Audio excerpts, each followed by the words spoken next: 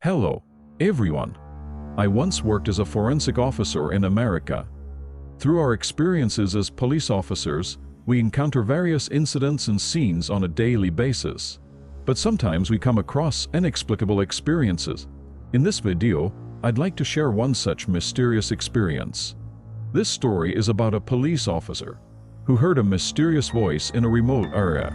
Before I tell you this story, let me explain a bit of the background. Police officers face not only the task of solving incidents. Sometimes they encounter phenomena that are hard to understand and events that are inexplicable. Today, I will talk about such a case. It really happened, but I have slightly dramatized it to avoid identifying specific individuals. I have also tried to recreate it as factually as possible based on old diaries.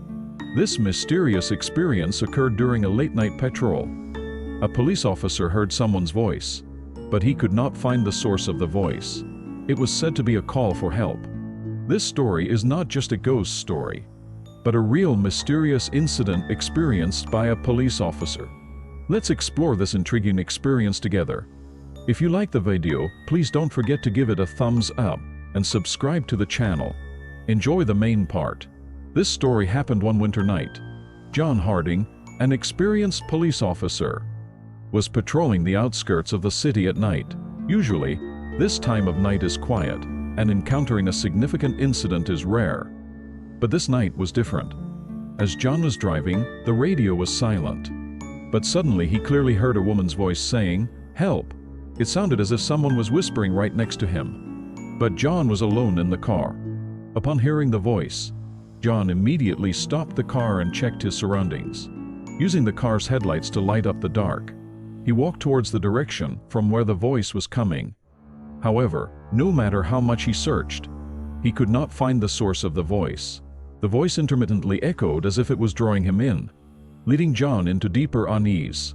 There was no apparent source for the voice, and when John contacted headquarters via radio, there were no reports of anything unusual from other areas. This made it seem as if the voice was only audible to John, further confusing him. He resolved to solve the mystery of the voice on his own and braced himself to see what would happen that night. As John continued to investigate the neighborhood late at night, the help voice became clearer. He stopped the car several times and walked towards the direction of the voice, but as usual, there was no one around, and he could not identify the source of the voice. The voice seemed to appear out of thin air and then disappear, leaving John both confused and curious. John decided to use the latest sound detection equipment installed in his car to search for the source of the voice. This equipment is usually capable of picking up extremely faint sounds, so he hoped it would provide some clue. However, the equipment did not show any specific abnormalities, and the identity of the voice remained a mystery. Seeking further information, John began asking the local residents about the voice. Despite it being late at night, several residents responded, but none had heard the voice that night.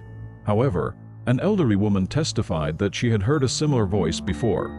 She said the voice always came from a vacant lot near her home. Encouraged by the elderly woman's testimony, John went to the vacant lot. He spent several hours there, waiting to hear the voice again. But nothing happened that night. The lot used to be the site of an old house, which had burned down a few years earlier. This new information posed even more questions for John. To find clues for this mystery, John returned to the police station and began examining files on unresolved cases. After hours of research, he found a file about a similar incident, reported years ago in the same district. In that case, 2 witnesses reported hearing a human voice, but no one was found according to the records. Armed with this new information, John decided to return to the scene. He focused particularly on the vacant lot, where the voice had been heard, continuing to watch alone in the silence of the night. In the deep night, his high-sensitivity recorder suddenly reacted and began capturing fragments of a voice. John collaborated with a professional sound analyst to analyze the captured audio data. The analysis confirmed that the voice was indeed that of a woman repeatedly saying help. However, where the voice was coming from and the circumstances under which it was emitted remained unknown. After hearing about John's investigation, a local elder approached him. The elder spoke of a legend that had been passed down in the area. According to the legend, many young women had disappeared near there, and their voices were sometimes heard. Hearing this story, John began to consider a possible connection between the legend and the current incident. John went to the local library to research the area's history and legends. Looking through books and newspaper archives, he found detailed records of the disappearance case, discovering that the last place the woman was seen was the current vacant lot. He also found testimony from a friend who felt that the woman had been chased by someone a few days before she disappeared. Based on this new information, John spoke with the local elders. They shared what they remembered about the woman, explaining who she was and how her sudden disappearance had impacted the community. From the elders' stories, it became clear that the woman was well-loved in the community, and her sudden disappearance had brought deep sorrow to many people. John invited experts in paranormal phenomena to conduct a nighttime surveillance at the vacant lot, the last place the missing woman was seen. The experts used various devices to measure the energy levels at the site, detecting the presence of abnormal electromagnetic waves.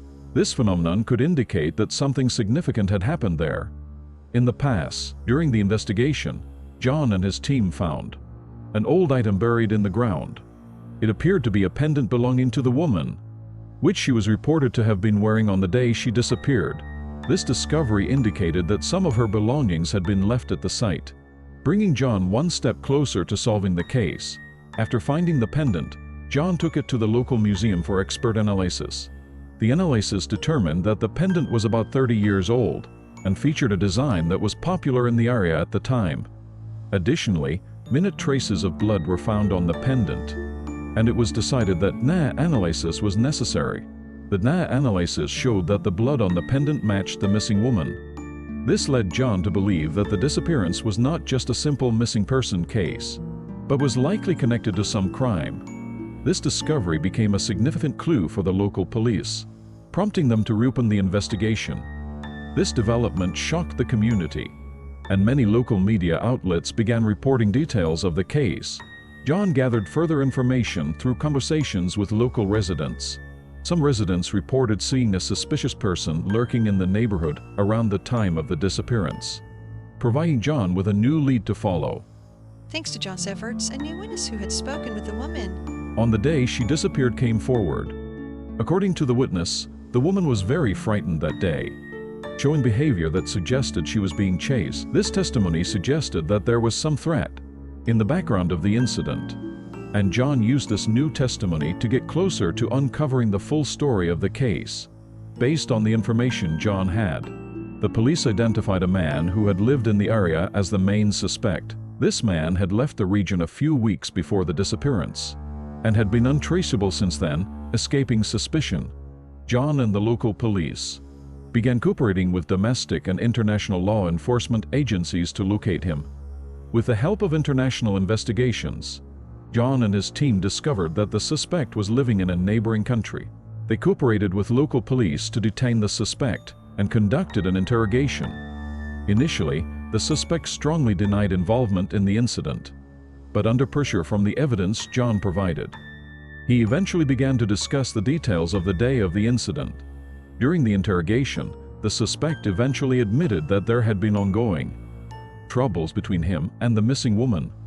He confessed that they had had a severe argument on the day she disappeared, and the situation had gotten out of hand. However, he claimed he could not remember anything after the woman had fled from the scene. This confession revolutionized the understanding of the case, giving John a new direction for his investigation. John and the police used the suspect's confession and other evidence to try to determine the whereabouts of the missing woman. Eventually, through scientific analysis and searches within the region, the place where the woman's body was hidden was discovered. This discovery allowed John to resolve the case, and the suspect was formally arrested and brought to trial. This case of the mysterious late-night voice, though it included many unexpected developments, was ultimately led to a resolution. John's persistent investigation and scientific evidence revealed a decades-old disappearance case, achieving a sense of delayed justice in a way. The resolution of this case is a wonderful example of how technology and human intuition can cooperate to unravel past mysteries. For the community, the resolution of a long-unsolved issue finally